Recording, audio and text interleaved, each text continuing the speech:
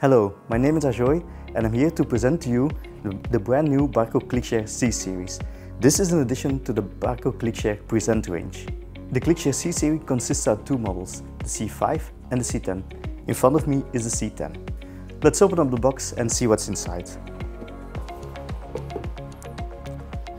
The C10 comes by default with one ClickShare button, a quick start guide, the base unit, a power supply and a mounting kit.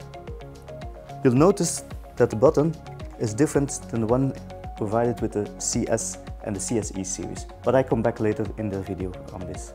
To connect your C10 ClickShare to your projector or your screen, you need an HDMI cable. Also, you need a UTP cable to connect it to your network. On the front you have two USB connections, a USB-A and a USB-C. USB-A is used for firmware updates if you're not connected to your network and connecting a touchscreen to it. The USB-C is mainly used to pair your ClickShare buttons. On the back we have your power supply connection, the HDMI connection, the UTP connection and the Kensington security lock. Connect your HDMI, your UTP cable and your power connection.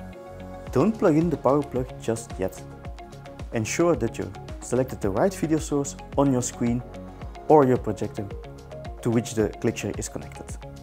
Now plug in the power supply. You'll see the status LED is starting to blink white. This indicates that the system is starting up. The color of the status LED changes depending on the function. Now we're going to pair the ClickShare button to your base unit. All you have to do is to connect your ClickShare button to the USB-C port on your base unit. Wait a few seconds, and when the white status LED on both devices stop blinking, the pairing is complete.